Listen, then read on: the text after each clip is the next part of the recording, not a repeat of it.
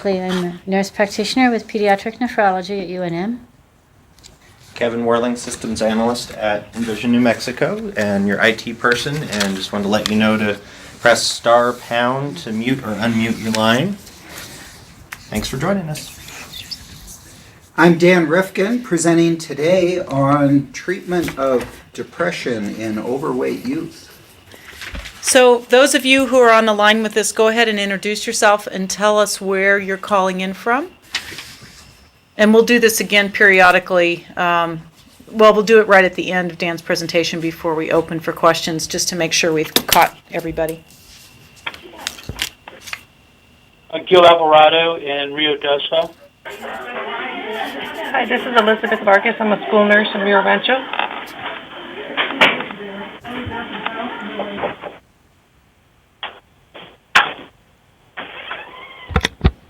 This is Beth Goins. I'm Pete's Cardiology at University. Hello, Beth.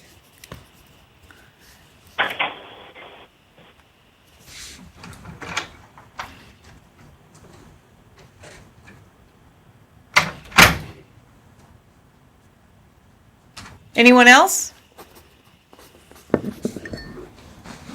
Yes, Dr. Colleran. Hello.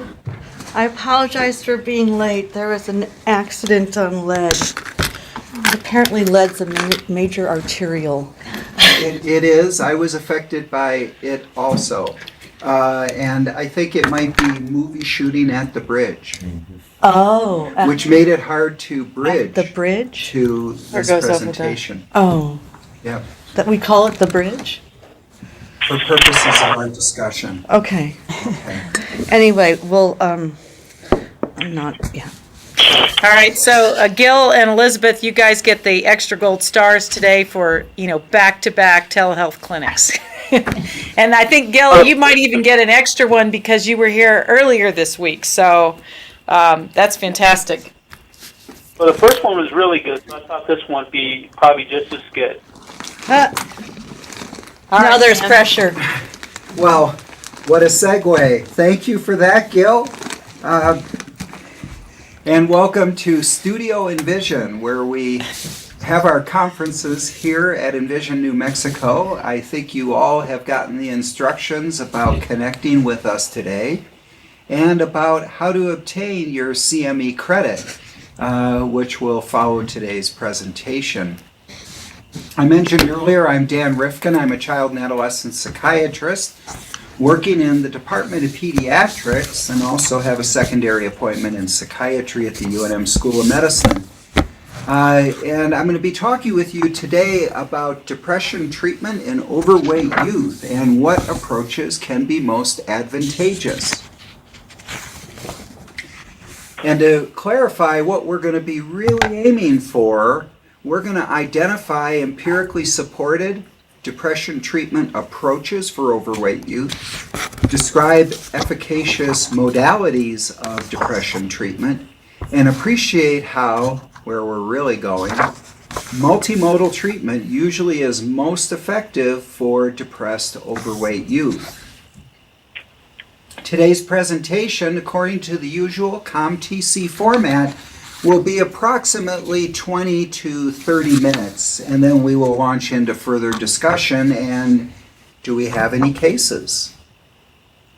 So since we do not have any cases that have been formally submitted to us, I welcome everybody here to bring up cases of patients, and you often hear me refer to them as students, as I'm mostly a school-based health center provider, who present with depression along with overweight and other comorbidities such as anxiety. And we talked about the identification of depression in overweight youth a month ago, 4 weeks ago, January 18th, talked about screening and assessment and how depression is more prevalent in overweight youth, and that practical identification of depression in primary care involved screening, assessment, and an approach that's sequential and involves an entire team, rather than expecting anybody to be a lone ranger.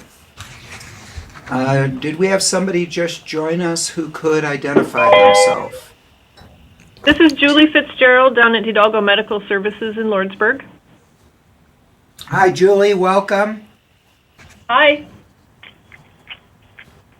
Julie, were you able to get on the webinar? I was not. I have our IT person working on it, but we weren't able to connect. Oh, okay. Good deal. I'll check in with you after the webinar then. Okay, thank you. Thanks. Did somebody else join us as well?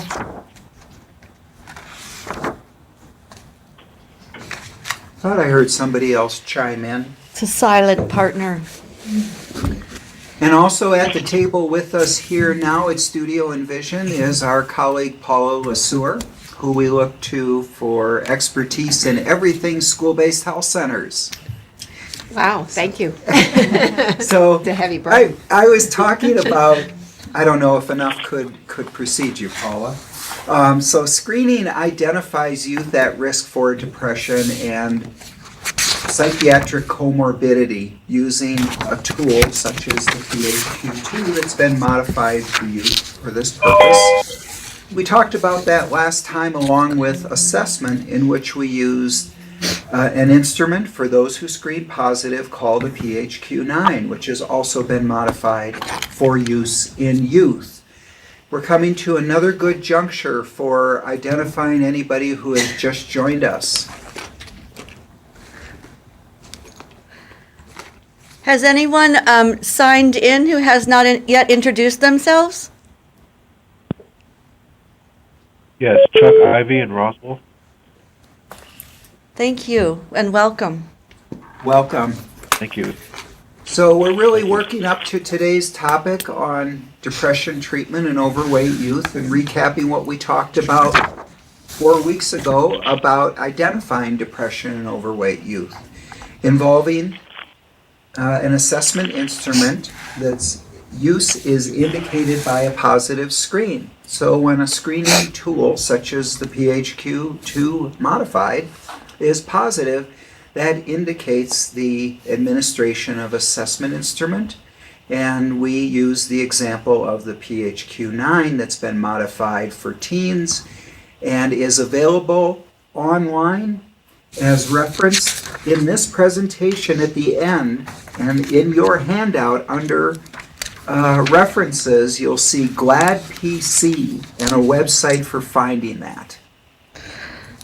May I ask a question? Yes, The PHQ-2 is 2 questions. 2 questions. And if you answer yes Either one on of either those are one, then positive. you move on to the That's 9. considered a positive screen. Okay, and they're very simple questions. Indeed. Okay. Simply put, they are.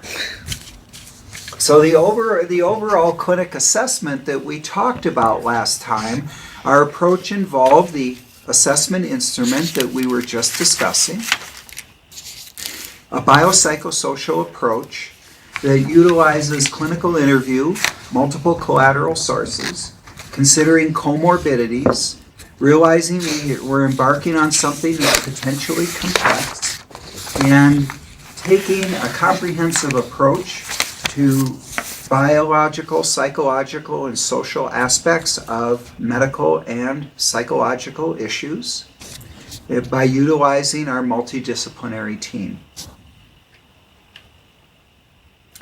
In our overall treatment approach that we're talking about today, we aim to treat overweight and depression together because that's going to yield the best outcome. If even for those who get involved in a weight control program or the treatment of overweight without consideration of the possibility of depression, that is going back to what we just talked about with identifying depression, anxiety, potential comorbidities, the entire outcome for the treatment of overweight is going to be less efficacious. And this really correlates with the complex relationship between overweight and depression. Because it is not a unilateral comorbidity, it's very much that one is truly comorbid with the other, and this probably has its origins in utero, maybe before.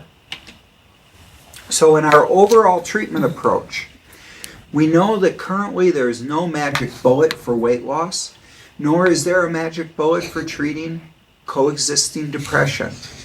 Therefore, we look to a multimodal approach using our multidisciplinary team, as we did with the approach to identifying depression. Okay, and our intervention really begins with assessment. We're not attempting to delineate identification of depression as an entire step that does not involve any treatment or intervention at all, because it's really the nature of our work that as soon as we engage in an assessment of an individual's mental health issue, we are intervening in what's going on. And that's true with overweight and medical conditions that are also comorbid. And during the assessment, there are numerous therapeutic opportunities that emerge, and this begins the treatment process. That the patient experiences their concerns heard, that's therapeutic. They get to talk about these concerns, that's therapeutic. And there's the opportunity for psychoeducational interventions. The information that we can deliver can actually be therapeutic for the person to hear, because it can help them get a better perspective, a useful perspective on what they've been struggling with. Overall, in our therapeutic approaches, we're going to utilize psychotherapy. We're going to support care, hopefully with case management wherever we can find it. We're going to involve parents and families. We're going to utilize psychopharmacotherapy when indicated, incorporate activity and nutritional improvements according to healthy lifestyle changes in line with the key messages that we post and state here at Envision, and using the 50-50 plate model. And our multimodal approach is enhanced by our multidisciplinary team for the treatment as well as the identification of depression that we've already discussed. Well, let's look at the psychotherapeutic approaches. The first part of the overall multimodal approach that we're embarking on. We have individual, family, and group approaches. Of the individual approaches, there are numerous ones, and here is a list of just a few. Motivational interviewing, a main feature of COMM-TC, is something that's often talked about here, so I won't elaborate on that one further today, but there is one down the line here, supportive psychotherapy or therapeutic support, that has its elements in motivational interviewing. So there's a lot of commonalities as well. Mainstays of psychotherapy for youth who are having comorbid depression with overweight are cognitive behavioral therapy, or CBT, interpersonal therapy, ITT, and the psychoeducational interventions that I've already mentioned. Family and group therapies are very valuable whenever they can be offered. Well, in looking at CBT as one of the individual psychotherapies, I'll mention that CBT can also be applied to family and group psychotherapies as well. Its tenet is that our thoughts are major determinants of feelings and behaviors, and vice versa, okay? They're all very much interconnected. So when used both with and without psychotropic medication, cognitive behavioral therapy has become the most popular, commonly used, most researched for depressive and anxiety disorders. And most research is what gives it the most evidence-based efficacy. It can actually be longer lasting than prescribed medication alone for some disorders such as depression and anxiety, and we're going to talk about that some more today too. The main components of CBT That is, the intervention strategies include cognitive restructuring, exposure response prevention, which is really the behavioral part, and adjunctive techniques. The cognitive restructuring, as the name implies, really addresses the thinking portion of the so-called Beck triad. Aaron Beck first developed cognitive behavioral therapy in the 70s, and he diagrammed emotions, cognitions, and behaviors at apices of a triangle. At the pinnacle of that triangle are cognitions that benefit from restructuring in CBT. There is identification, challenging, and replacing faulty, distorted beliefs that can cause depression and anxiety with more positive and logical cognitions. Often these are addressing automatic thoughts, which are negative, illogical, self-defeating, distorted, preconscious, and habitual ways of thinking. So, for example, the student who has extremely high expectations of their performance and is extremely disappointed by obtaining a grade anything less than a solid A may have developed a mode of thinking about this that can become very inflamed and start to become self-loathing, self-deprecating in ways that then influence the person's self-esteem. And there can be related behaviors that end up reinforcing that as well. So, negative thought, oh, I did so poorly. Well, did the student do so poorly if they got a B+ on that performance? Illogical. I'll never get into college with exam scores like that. Self-defeating. I do so badly, I'm probably only going to get an A- in this course. Distorted. I do that badly on all of my courses. Preconscious. That is, little self-awareness of it. Habitual, doing it all the time. Hence, automatic thoughts. Now, with exposure response prevention, this is the behavioral, again, the behavioral aspect of cognitive behavioral therapy that's applied to behaviors around food and eating.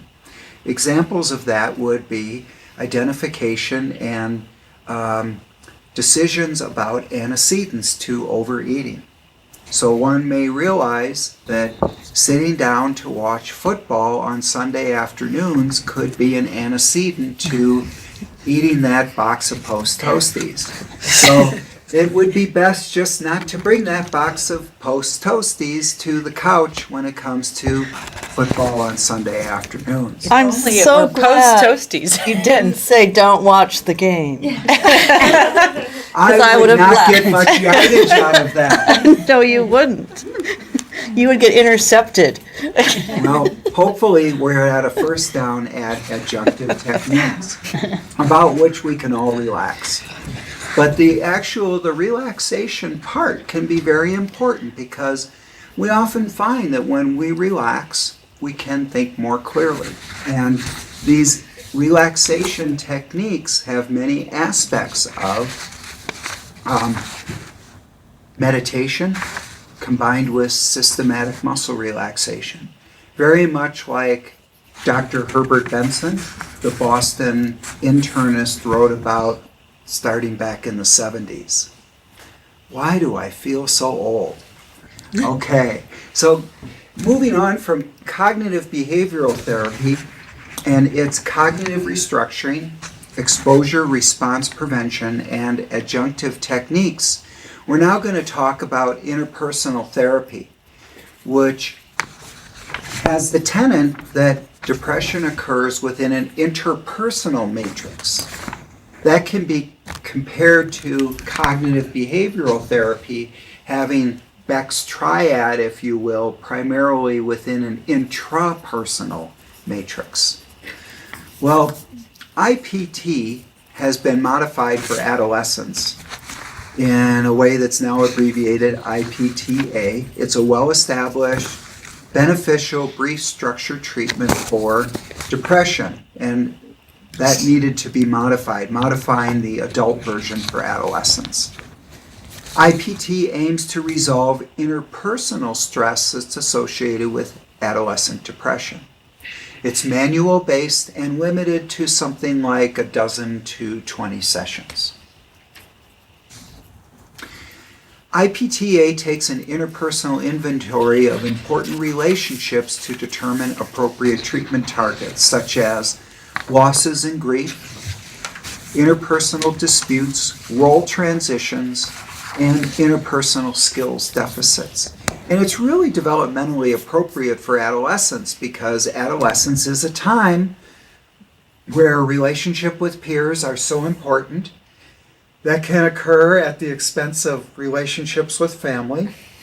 Another target or focus of IPT.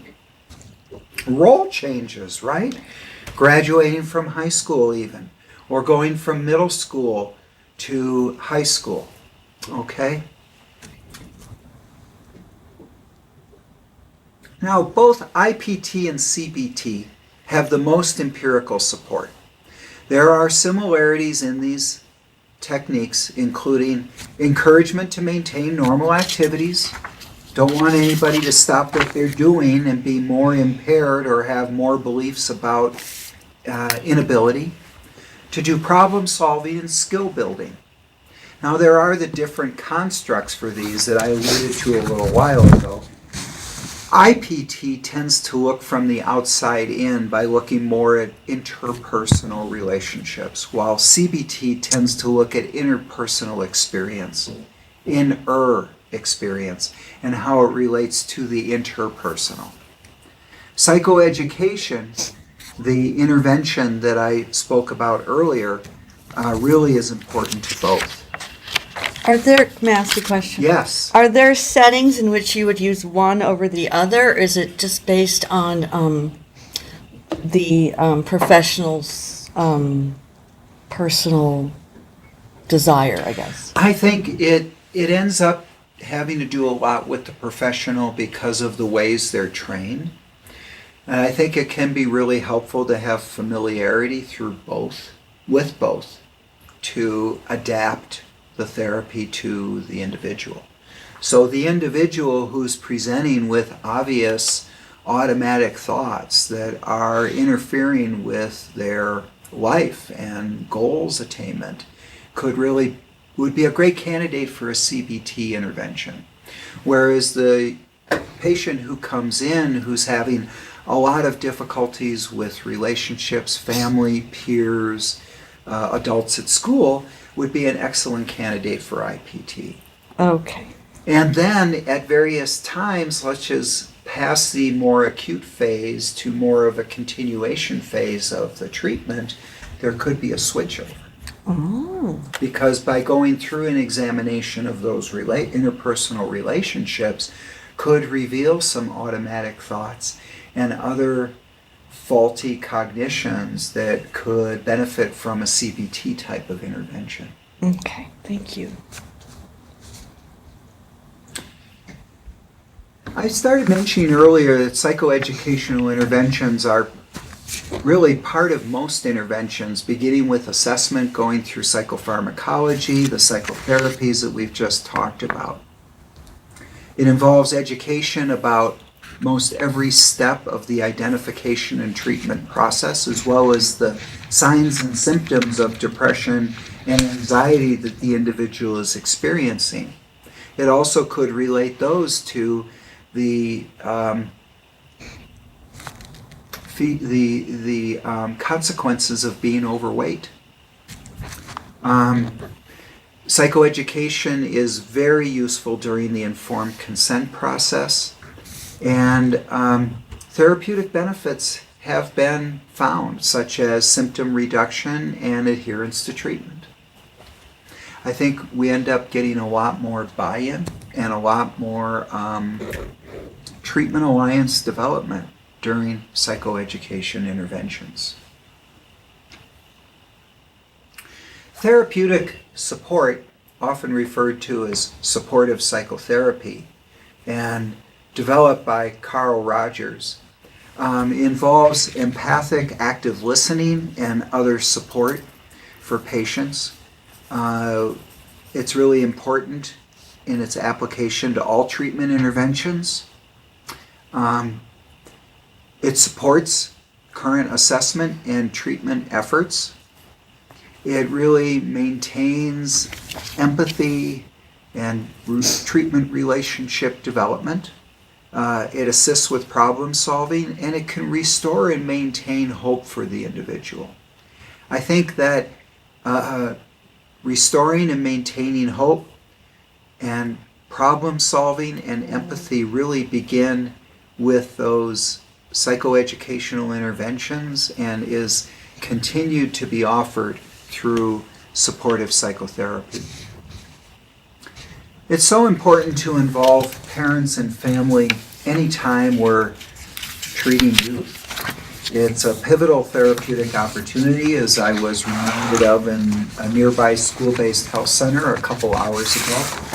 I mean, just from a practical standpoint, we can start working with a youth who can portray their parents as so awful to them, just not understanding, not connecting, and not even giving a darn about what's going on with them. And when you meet the parents, you can find these very warm, thoughtful parents, and then you can see the adolescents start acting out toward them.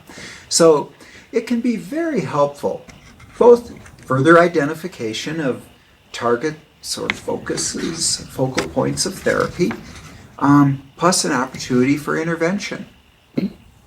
And I really think in the school-based healthcare and primary care settings where I work, we're often not utilizing family and parental involvement as much as we could, while also acknowledging that one of the aspects of pediatrics that made it so attractive to me and hard to decide between psychiatry and pediatrics is that pediatrics really does involve families quite a bit.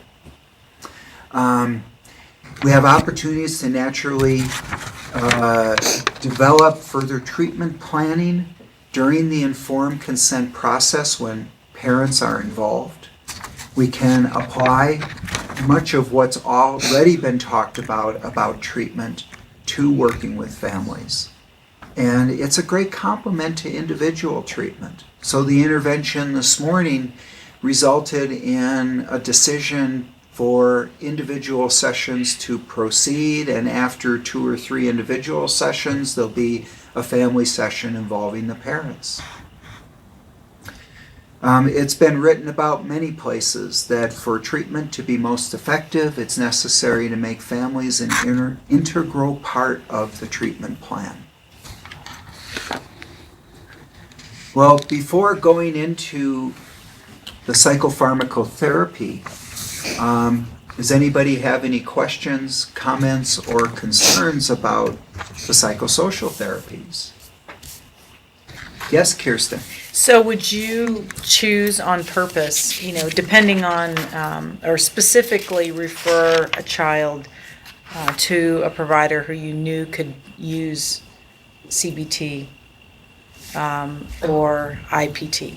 It's sort of along the same question, the question that you had. In other words, you would look for, in an adolescent, a provider who had that skill set. Indeed, I would. Okay. Just like I may look for a provider who's more psychodynamically oriented, which is an approach that I've not covered today because of the presentation of that individual. But yes, if I really thought that the person needed to work more on their faulty cognitions and restructuring those cognitions, I would tend to choose a therapist to refer them to who either exclusively works in that area or has the skill set as part of many tools in their bag.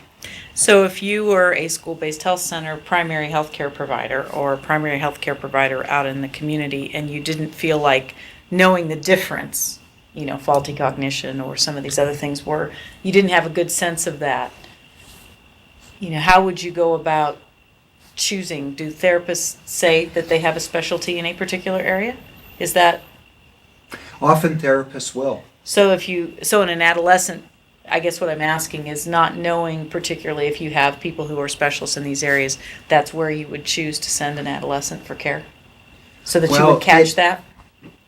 I'm not sure that I'm understanding your question. although- So if I, as a provider, didn't know whether or not somebody had faulty cognition or whether or not they were more concerned with their outside relationships, what I'm asking is, would you suggest that you find someone to refer to who has both these sets of skills? Do you see what Who am I- can, am I- who can switch back and diversify forth? and, I would. That's one way of approaching it.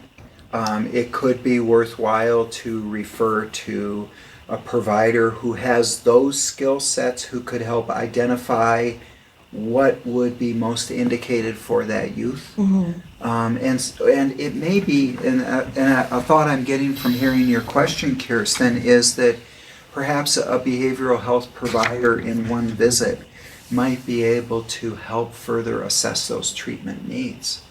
And that is a very worthwhile service. so is there a tool, we have like these personality trait surveys. Is there any sort of tool that you can give to the adolescent to determine what kind of therapy they would benefit from more? I'm not thinking, I don't know of a particular tool that's designed for helping with selecting the psychotherapeutic orientation that would be most helpful for youth. But there are tools that will show the faulty cognitions, for example. Okay. The Childhood Depression Inventory, CDI, has a number of questions about cognitions. The Beck Depression Inventory version for adolescents, BDI-A, Beck Depression Inventory for Adolescents, of course, has many questions that are oriented towards CBT. But those would be for examining in a more qualitative way, rather than to come up with a score that would direct somebody one way or another. Okay. I wanted to also get back to the notion of a service that can help with selecting the kind of therapist and resources. And I wanted to offer that some of the telepsychiatry offerings that we have here, okay, we do have telepsychiatry consultation available. There you go. There's a tool. Okay, there you go. That could help with selecting the kind of therapeutic orientation. It would involve some discussion of the youth, finding out what their issues are, and this can be arrived at in a pretty efficient way. Also, presenting a case at TPIC. TPIC is Telepsychiatry Pediatric Integrated Case Conference, the first Wednesday noon hour each month. Next installment will be March 6th. We can talk about these things there, okay? All right, that's what we're here for. So, of course I'm putting in a plug. I would like to see you utilize these services because we have them. So, because they seem very different to me, but I would imagine you would benefit from either one, or Yes, you is there would. any? Yes, you would. And there's some research that talks about how the benefits that one derives from these approaches have a lot to do with the attributes of the therapist. Okay. Which would really apply if it was a more psychodynamic kind of therapy versus a CBT versus an IPT. Okay. But I think it ends up being most helpful in the more acute, i.e. early phase of the treatment. Okay. Okay, and helps point out some areas for further work longer term. And it's interesting because when cognitive behavioral therapy came out, it came out in an environment where there had been so much time-honored tradition to psychodynamic and psychoanalytic psychotherapies. And people began to see, or initially saw, CBT as being so reductionistic, but there could be a lot of psychodynamic work that gets done in the course of the CBT. Well, moving on to the antidepressant pharmacotherapy. Antidepressant medications primarily are categorized in the following classes. The SSRIs are the selective serotonin reuptake inhibitors. The SNRIs are the serotonin norepinephrine reuptake inhibitors. Bupropion or Wellbutrin is more or less in a class of its own for reasons we're about to discuss. And the tricyclic antidepressants and monoamine oxidase inhibitors, I guess that's really number 4 and 5. They're rarely used these days, and in fact, all but obsolete. They're reserved for more treatment refractory cases and or situations for special applications, such as the use of a low dose of imipramine, a tricyclic antidepressant for enuresis. Sometimes that's done, but that's even become rather obsolete.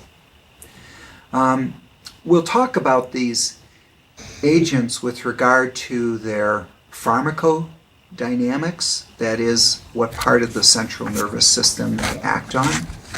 And that's really pointing out that all of them involve an inhibition of usual neurotransmitter reuptake.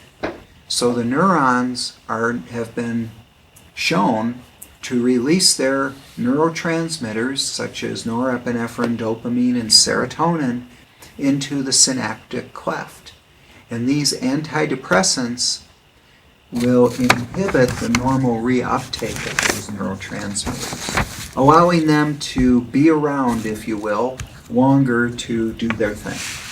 Okay? So by inhibiting their reuptake, their availability is increased and hence their activity. With the selective serotonin reuptake inhibitors, serotonin reuptake is inhibited, permitting it to be around longer to do its thing, by several agents in this group, including fluoxetine, came out as Prozac, sertraline came out as Zoloft. Citalopram and escitalopram are very similar, with escitalopram being a purified racemic version or non-racemic version of citalopram. Paroxetine or Paxil and fluvoxamine or Luvox. These agents are effective for depression and anxiety. For youth, FDA approval has been obtained only for 2 of these, fluoxetine, Prozac, and escitalopram or Lexapro. So what is, how does, in this case, is youth defined? Up to what age? From what age to what age? I would say up to 18. Okay. For the FDA approvals will vary a little bit, but usually they're identifying 16, 17, or 18 years plus. You said fluoxetine and what was the second one for youth? Escitalopram, the second bullet from the bottom, have FDA Oh, approval. I'm sorry. That's fine. Okay, so, well, then how come we go ahead and use these if it's familiar territory to us in pediatrics? In pediatrics, as in child and adolescent psychiatry, we have fewer studies to gain FDA approval. Off-label prescribing becomes standard of care due to practice parameters and establishing standard of care and practice-based evidence that involves extrapolations, if you will, from where we do have FDA approval. So, for example, sertraline, Zoloft, does not have FDA approval for the treatment of depression and anxiety in youth. But it is FDA approved specifically for a kind of anxiety disorder in youth, obsessive compulsive disorder from early ages. Okay? So safety in youth has been pretty well established by the prescription of studies of and FDA approval for the prescription of sertraline in youth. And that is an anxiety disorder, and these medications have been FDA approved for the treatment of anxiety disorders and depressive disorders in adults. There also are clinical research studies that have demonstrated efficacy for depression and anxiety in youth, but not sufficiently enough to obtain FDA approval. You'll see underlined at the bottom of this slide the weight gain potential that's very significant with sertraline, especially with long-term treatment. Interestingly, there can be a slight weight loss initially with sertraline.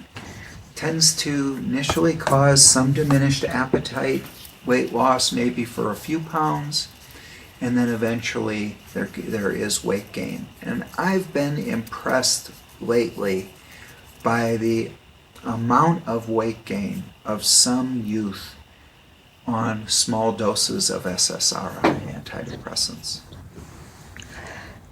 There was one study that I know of with, I can't say the real name, so I'm going to say the brand name, so pardon me, Lexapro. Yes. That demonstrated some weight loss in adults. Nice. Compared to placebo. Do you have any data on? I think it was that one, yeah. But then there are other studies that show no difference. So it's kind of a mixed bag, and you just would think that they would all be acting the same since they're all SSRIs. But I guess they have different properties on different receptors that allow them to do different things.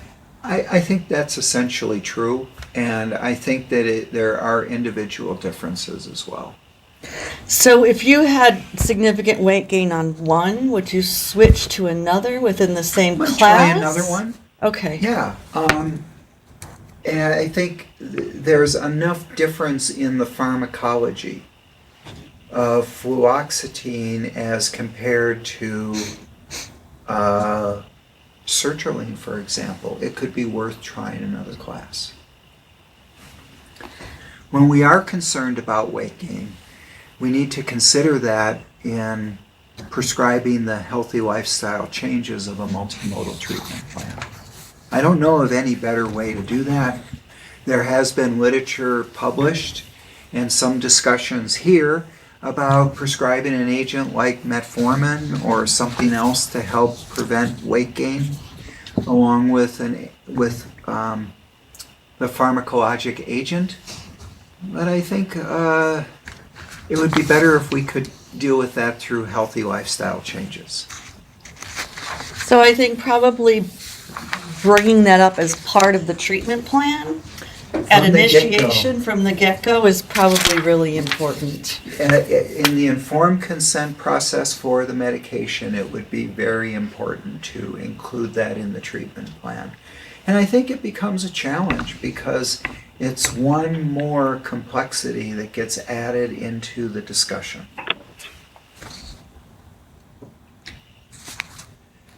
Moving on to the next class of antidepressant medication, the SNRIs, serotonin norepinephrine reuptake inhibitors. These are agents such as duloxetine, known as Cymbalta, and I'm clumping together venlafaxine and desvenlafaxine insofar as they're similar, and one is the active metabolite of the other.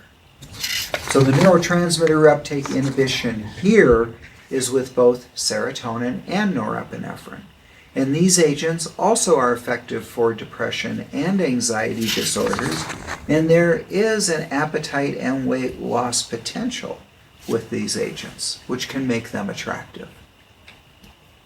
Also attractive for its weight loss potential is bupropion or Wellbutrin, which has its neurotransmitter reuptake inhibition with norepinephrine and dopamine, but not clinically significant with serotonin. In research, it's been shown that there is a little bit of serotonin reuptake, not significant for us clinically. Norepinephrine has a greater amount of reuptake inhibition than does dopamine. It is a great antidepressant for those individuals who have very low energy, low motivation, so-called high inertia, the so-called as featured in the more melancholic kinds of depression. Those who have concentration impairment, including coexisting ADHD with depression, the dopaminergic properties of bupropion can help these individuals. However, it's not an agent that helps with anxiety. And many get scared off by it having a potential side effect of anxiety. It doesn't mean that using it, prescribing it for individuals is necessarily going to cause them to become anxious, and it can be helpful for those with mild anxiety, but for those who have a more severe anxiety disorder, bupropion is not the choice to best help those individuals. Now there's some additional innovative pharmacotherapy that's summarized here in the areas of thyroid supplementation, serotonergic augmentation, and adding on some other kind of augmenter, such as, I'll mention it first, L-methylfolate down at the bottom is a tri-monoamine modulator used as an augmenting agent. Stephen Stahl is a very respected psychopharmacology researcher who has published some studies to show this, and those studies have been frequently cited by PAM Labs, maker of Deplin. L-methylfolate is marketed by them in doses of 15 milligram tablets to be prescribed in that quantity or half that much as an antidepressant augmenter.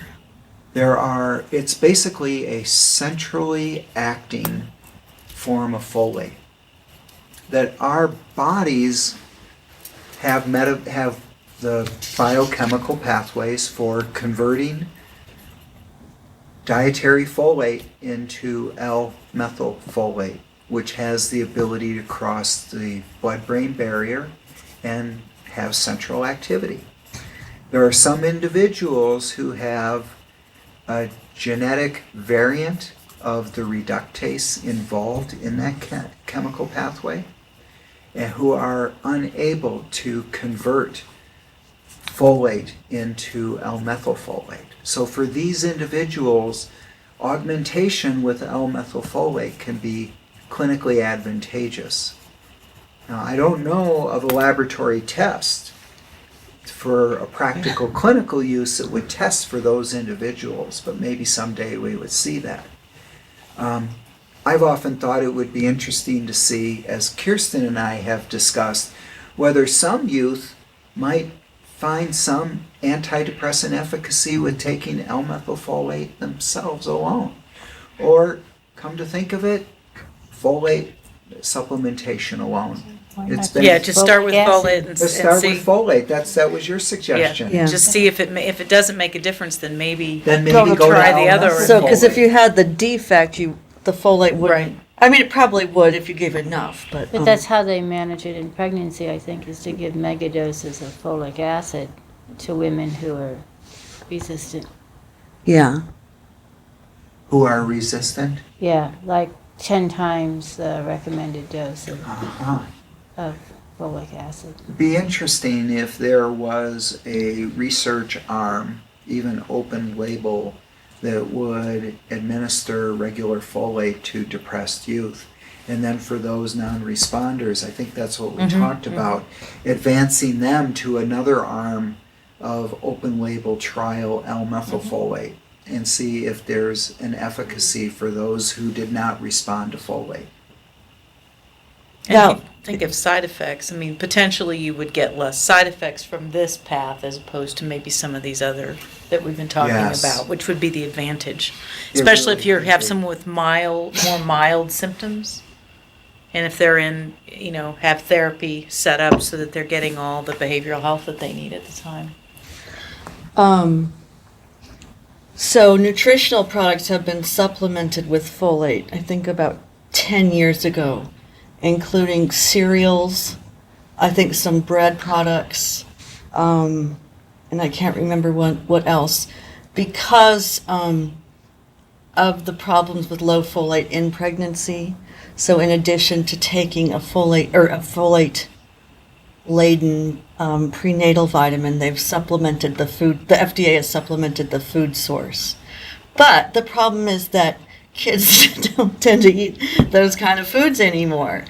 And so if you don't eat breakfast, then you're not going to get your folate through your cereal or toast. So it's kind of interesting. And the dosage, looking at the dosage, what the difference is. So we were talking about this L-methylfolate at 15 milligrams, but what's the conversion? In other words, how much would it take of dietary folate, either from food sources or a supplement to get you there? I don't know the answer to that. I don't know either. So would it be enough? These to L-methylfolate dosages are relatively humongous Okay. compared to dietary folate found in supplements, even in the big multivitamins and folate supplements that are bought at nutrition stores. And is this available over the counter? By prescription. By prescription, okay. That's right. The 15 milligram dose? Yeah, is and they prescriptive? used to have a 7.5 milligram dose. They still might. And does it have another indication?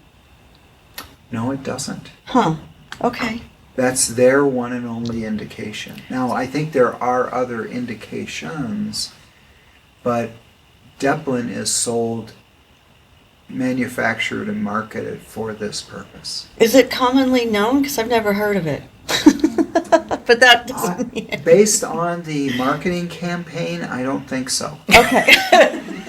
So Lauren, that might be an interesting thing, to share with your class, and maybe someone has some. What's the conversion? In other words, through the metabolic process, how much dietary folate does it take to get 15 milligrams of Equivalent. What would it take? I mean, what are we looking at? Are we looking at 1,000 milligrams of folate 3 times a day? Because if you look at what you'd get from dietary sources, you're really basically trying to get at least 400 through the combination of all of those things.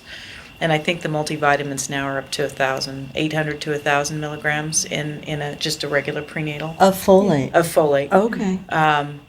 But the minimum that you want people to get is about 400 a day. But, again, what does that look like if we actually are metabolizing it the way we're supposed to? Does 400 give us 1? And then we'd have to... You see where I'm going with that? So it might be interesting to look into that and see what we would have to do. And if anybody would even tolerate that dose, even from a dietary standpoint.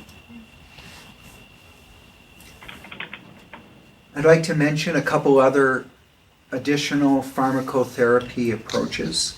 Thyroid supplementation has been discussed here before. Dr. Collar and I have had some discussions about this, and it's really been actually part of my psychiatric training from back in internship when some research had been done with adults at the VA on adding thyroid supplementation for those found to have subclinical hypothyroidism, which has been defined as having an elevated TSH without any clinical findings, physical or historical findings, symptoms of hypothyroidism. And this would be in individuals who have thyroid functions tested, and their thyroid function for their thyroxine, whether it's T4 or T3, are normal, but their TSH is elevated, okay? And we usually think in very big ways about needing a lot of hypothyroidism to affect weight, cause overweight or obesity. But when we think about how an individual who is depressed and has a worse depression while they have subclinical hypothyroidism, then they have even less energy, less motivation, out there less often being active, harder to reduce weight, easier to gain weight. So there can be a multifactorial, independent effect on weight gain through subclinical hypothyroidism. Serotonergic augmentation has been obtained by using buspirone, which is Buspar, trazodone, and tryptophan. Buspirone was marketed for anxiety, and it's a fairly mild medication compared to the SSRIs that we've been talking about. It's also a way to augment serotonergic activity because it has a different mechanism of action than the SSRIs and SNRI antidepressants. Trazodone at low dose is very effective for sleep. It also augments the actions of an SSRI or SNRI. And tryptophan, through a mass action approach, if you will, can really boost serotonin. It can really help with sleep, boost serotonin for augmentation, and it might help with preventing weight gain. Eat turkey. Before bed. And then the last So we all fall asleep at topic Thanksgiving. On the turkey. will bring together the psychopharmacotherapy and psychotherapy. Before combining these, I want to mention that the American Academy of Child and Adolescent Psychiatry recommends starting treatment of depression with psychotherapy alone, I'd say more broadly psychosocial therapies alone, especially for younger children. However, the combination of psychotherapy, especially utilizing CPT or IPT, plus antidepressant medication, is increasingly considered first-line effective treatment for adolescent depression, especially when severe. The American Academy of Child and Adolescent Psychiatry also states in a policy statement that when antidepressants are prescribed for youth, psychosocial interventions must be included in the treatment plan. We really don't want kids to be receiving psychotropic medications only for their mental health problems. Well, is there any evidence basis for the combined therapy? Yes, there is. The widely cited multi-TAD study for treatment for adolescents with depression, or TADS study, found that fluoxetine, known as Prozac, plus CBT combined resulted in greater efficacy than either one alone. And that was during acute and continuation phases of treatment. And I began mentioning this earlier. Remember when I mentioned something a little different? That cognitive behavioral therapy has been shown to be more effective than either cognitive therapy with medication or medication alone. The difference really is that in the acute phase or early phase of treatment, combining the medication plus the psychotherapy makes the biggest difference, greater than either one alone. Then in the continuation phase, there's still a greater difference, less robust, but greater difference. Through many months, say a year and a half out, you start to see cognitive behavioral therapy be as effective as the combined approaches and medication alone, and even a little bit more effective. So the advantageous aspects of a multimodal treatment include the combination of therapies that we've been talking about today that's consistent with a biopsychosocial approach that addresses comorbidity, that includes the findings of the TAD study, essentially, and finds that integrating these aspects of care can be most efficacious for our patients who have depression with overweight. So thank you. We ended up going quite a bit longer. Very much appreciated the discussion. Thank you. Let's open it up for more questions or comments, particularly. Go ahead. This is Julie down in Lordsburg. We were talking about the SSRIs that are approved by the FDA for use in children. How about the SNRIs? Have they been approved at all? I don't have an approval for an SNRI in children. Most recently looked at that with regard to duloxetine, known as Cymbalta. I know that one has not been approved for youth. And my understanding is that neither of the forms of venlafaxine have been approved either. How about Wellbutrin? Wellbutrin has not been. And I really thought that it would have. Back in the 90s, there was a lot of research evidence for its efficacy for ADHD, especially the so-called ADD, the inattentive type. But it never got FDA approval for that indication nor for treatment in youth. Did it go up and get disapproved, do you know, or it just never I don't. went there? Okay. Because as you mentioned, I don't think it got disapproved, but I don't have the exact literature on that. because as you mentioned, one of the problems is that they don't get well studied in kids. So you have to sometimes take a leap of faith, I think, when you think about, should I just do the one that's approved?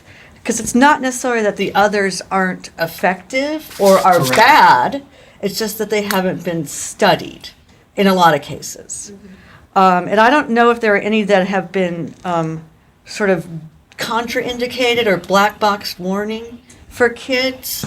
No, I think what's happened is there's been a black box warning about suicidal ideation in adolescents for all of the antidepressants. All of them. Yeah. Plus some other agents such as atomoxetine, brand name Strattera for ADD, has a black box warning, and so do some other medications. Okay.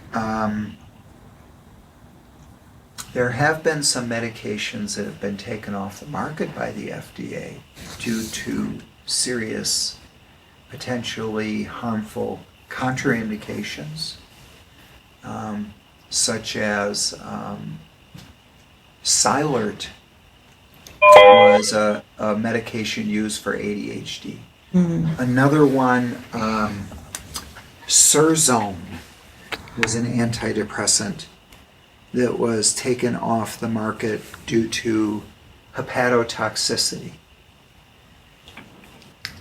So in a nutshell, the FDA approved antidepressants for youth are Zoloft and They are fluoxetine and escitalopram, known as Lexapro. Lexapro. So Prozac and Lexapro. So I would go back to the SSRI slide okay, and this point toward the bottom. right, okay. And what is that age? Is it 10 to 18, 14 to 18? What is the I think it's 12 12? to 17.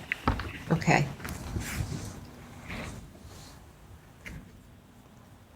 Well, and from the economical viewpoint too, those probably are the cheapest. Because they've been around a while. They've been around. Actually, Lexapro is not. I don't think it's Not? generic yet. Prozac and Zoloft are the Okay. only two. Escitalopram became generic Oh. last March, and still Optum Health requires 3 prior SSRI Oh. treatment failures. So that would mean trying, for example, and failing a trial of fluoxetine, sertraline, and citalopram before getting prior approval to prescribe escitalopram. And that's cost effective. Going through 3 drugs, seeing patients When the one you really want Right. is. Sorry. Now, in addition to the provider's time to track it and to apply for prior authorization, Right. and Optum Health pharmacy personnel to process that, it gets to be pretty costly. Do a one-time refusal at least. So is this true for the Medicaid insured as well? That's- Yeah, that's what we're that's talking Optum about. That's Optum. Yeah, okay. Yeah. Commercial's a different story. Yeah, It's Yeah, probably not that could different. be a different story with though. commercial. yeah. Still, there's probably some hoops.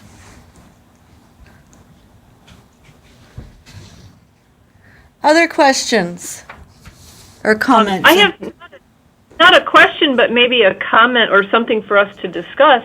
Down here at the school-based clinic, I've had a few students talk to me about drugs that are regularly passed around at parties, and some of them are the antidepressants. Zoloft is a fairly common one. So it makes me want to be really careful about ever considering prescribing them for kids.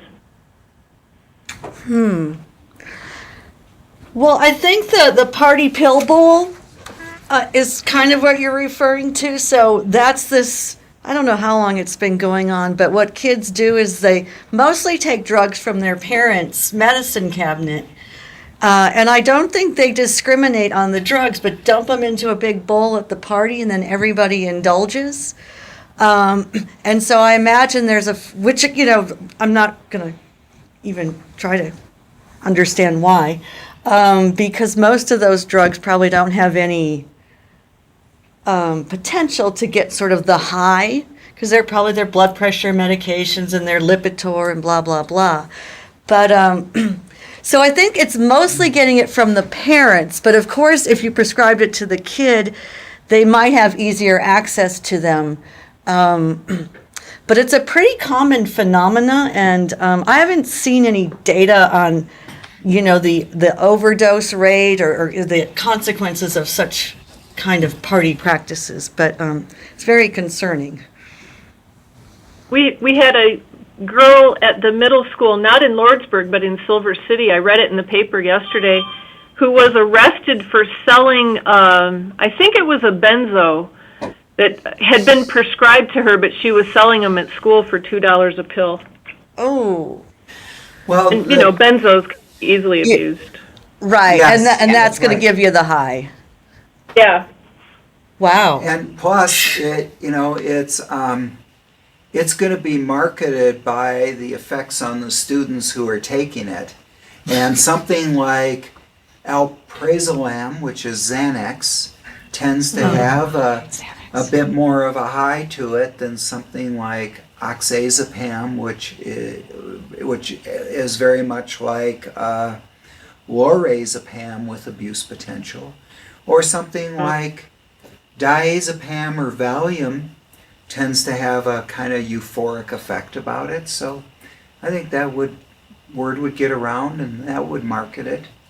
But but regarding the antidepressants in the SSRI and SNRI categories, I think the risk here is serotonergic syndrome. Yeah.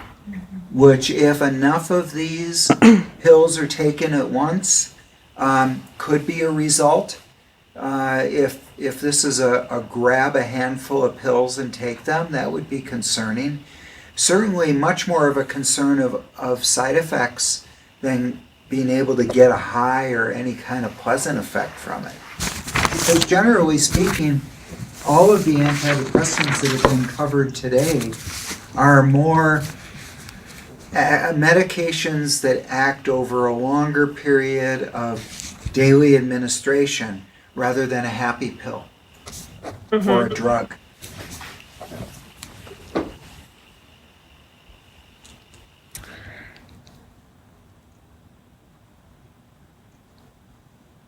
Other comments or questions?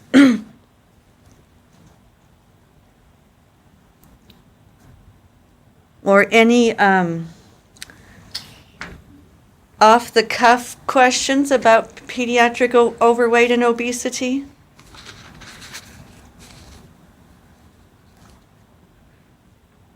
Did everybody get a fruit bouquet for Valentine's Day instead of a box of chocolates?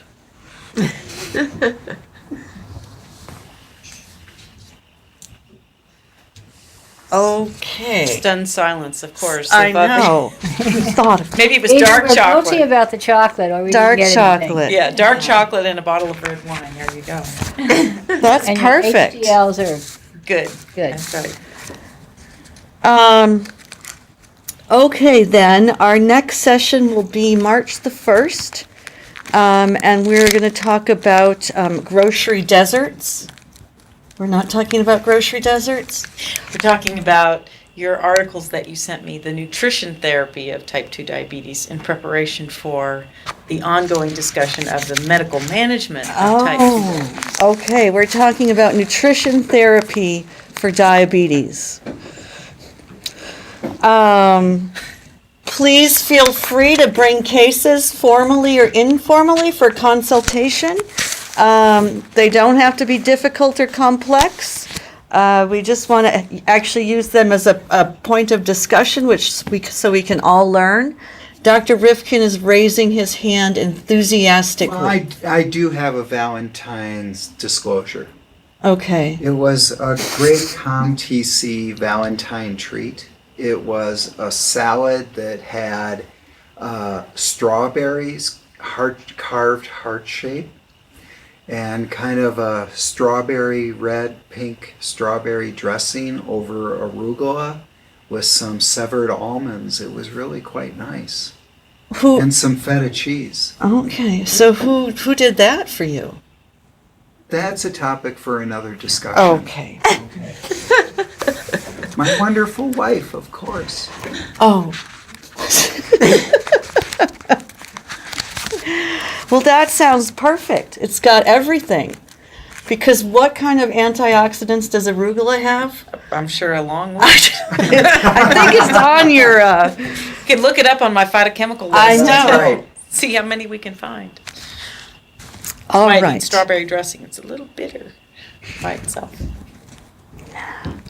Before we sign off, I just wanted to check in and roll see if call, anybody please. had Sorry. signed on who hasn't said their name.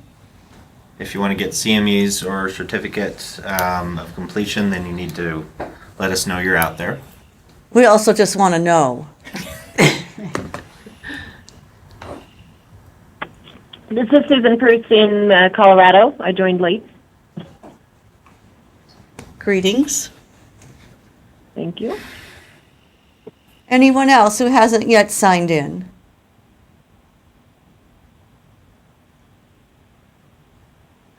All right. Well, thank you, everyone, for participating and for the great questions and a fabulous, important topic. And so we will see you all in 2 weeks.